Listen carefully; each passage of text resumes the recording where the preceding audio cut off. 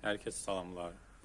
Bugünləri biz meyvə ağaclarının seçilməsi, düzgün əkilməsi, əkərkən hansı şərtlərə əməl etmək lazımdır, bu məsələlərdən danışacağıq. Bir çoxları üçün maraqlıdır ki, nəyə görə ağacları yaxşı inkişaf etmir və onlar quruyurlar, xarab olurlar. Bu səbəbdən məncə bu video çoxlarına maraqlı gələr. Əsas birinci məsələ, gedirik ağac seçməyə. Ağacı seçəndə fikir veririk, budaqlanma təxminən 1 metr hündürlüyündə başlasın. Bax, görürsünüz, budaqlanma buradan başlayır. Budaqlanma hissəsi yuxarıda başlasın. Biz indi bir neçə meyvə ağacı seçəcəyik. Bu ağacları seçəndə əsasən torpaqlı, kökü torpaqlı olan variantı seçəcəyik. Çünki bitki daha tez inkişaf edir onda. Baxırıq calaq nöqtələrinə. Calaq olunmuş ağacları seçirik. Calaq kök hissədən 10-15 sm hündürdə olmağı məsləhətdir. Çünki əkəndə üstə qalmalıdır calaq nöqtəsi. Seçəndə birinci bu məsələyə fikir veririk. Ağaclarımızı seçdik. İndi maşına yerləşmək üçün biraz baş hissədən azaldırır. Onsuz da budayıcı bu ağacları. Böyük budaqlara ehtiyac yox.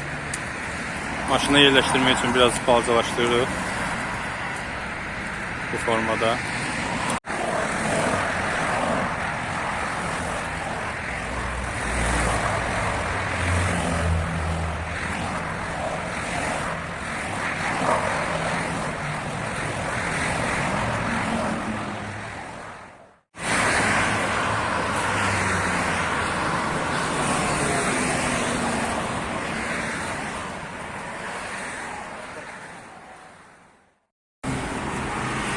Bunu da sonda özümə hədiyyə elədim.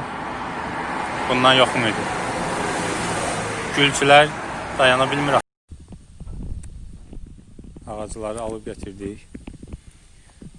Deməli, ağacı alanda biraz səsli idi deyə, maşının səsi var idi. Ona görə yenidən demək istəyirəm, nələrə diqqət yetirmək lazımdır. Əsas birinci məsələ ağacın calaq nöqtəsinə baxılır. Calaq nöqtəsi, yəni calaq olunmuş ağac olmalıdır. Gördüyünüz kimi. Bəzən fırıldaqçılığı da olur. Ağacı sadəcə budamaqla, yeni budaq çıxmaqla sanki calaq kimi göstərirlər. Amma burada gördüyünüz kimi budaqlar fərqlidir, fərqli tiplidir. Və calaq, həmin o tikiş nöqtəsi burada vardır.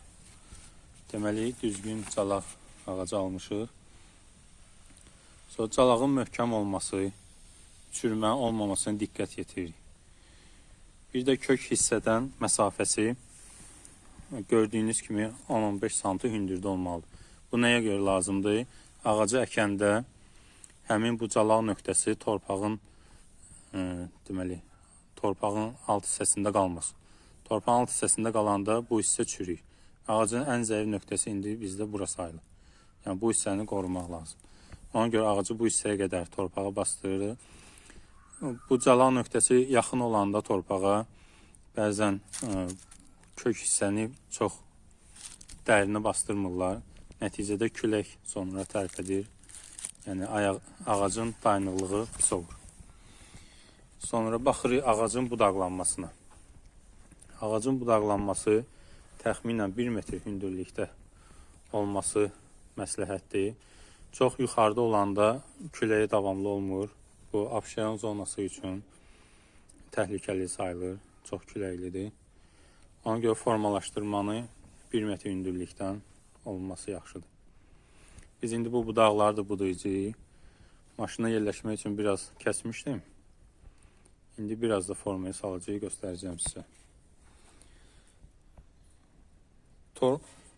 Torpaqlı kök sistemi almağın üstün cəhəti nədir?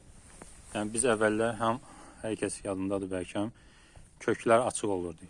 Bu ağacların daşınması üçün əlverişlidir, rahatdır. Amma ağacı əkəndə köklü olması ağac sanki yer dəyişməsini hiss etmir. Bu ağaclar münbit torpaqlarda yetişdirilir, işdirlər yəni. və Bakı, Abşeron, Şoran zonalı, Şoran rayonları, Şoran torpaqlı rayonları gələndə ağac belə desək şoka düşür. Yəni tam da keyfiyyətli olmayan torpaqda açıq kök sistemi bəzən yəni qidalanmaması və s. cəhətdən quruya bilir. Ona görə qapalı, yəni torpaqlı kök sistemi almaq bizi ən azı 1 il qabağa salır ağacın inkişafında və torpağa, digər şoran torpağa uyğunlaşması rahat gedir.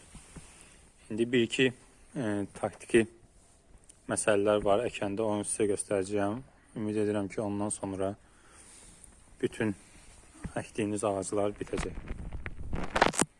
Sən diqqət yetirin bu hissəyə, görün. Yəni nə qədər balacalaşdırırıq. Parazit budaqları təmizləyirik. Kəsəndə budaqları budayanda hər istiqamətdə budaq qalması şərtdir. Yəni ağac bir tərəfli olmasın deyə.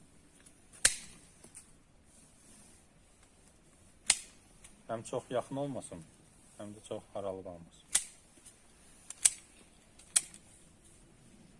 Bu hissəni də kəsə bilərik.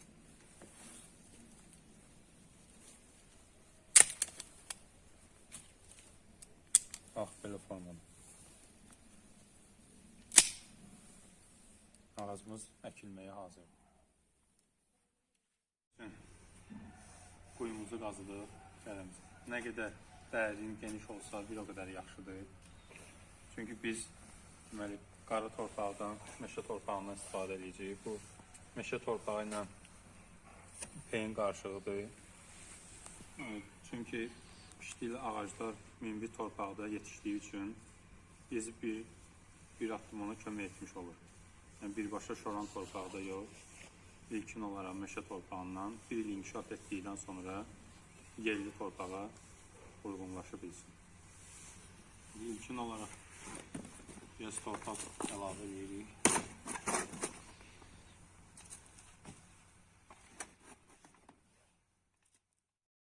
Ağacımızı ehtiyatla dərəyə qoyuruq, çox torpağı dağılmasın.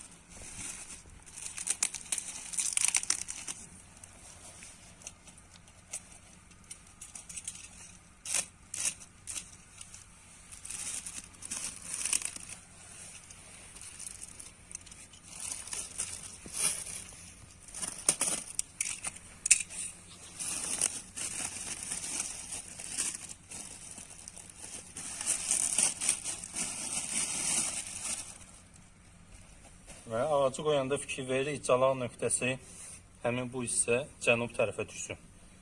Şimal tərəfə düşsə həmişə nəmişlik yığılır bura və çürümə verə bilər calaq hissəsi. Ona görə gün düşən istiqamətə, yəni cənub istiqamətə qoyuruq calaq nöqtəsi. Gəlsən.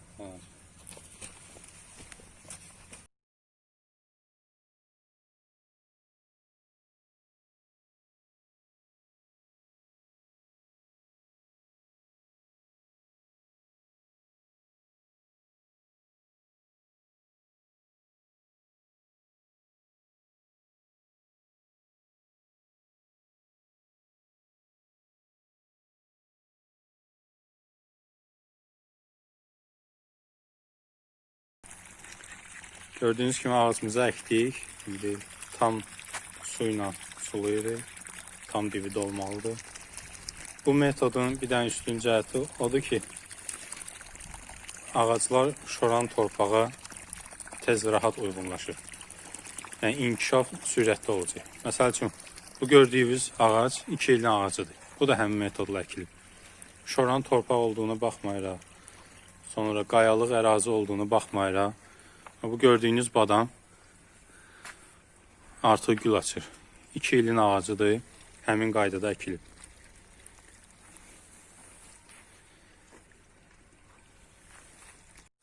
Ümid edirəm videoya baxdınız, bəyəndiniz. Yəni sizə faydalı oldusa, yəni çox sevindirici haldır. Ümid edirəm ki, hər bir bağda meyvə ağacları bol meyvə verər, hər bağ sahibini sevindirər. Hələlik abunə olmağı unutmayın. Həmçinin bəyəndinizsə like qoyarsın. Hələlik.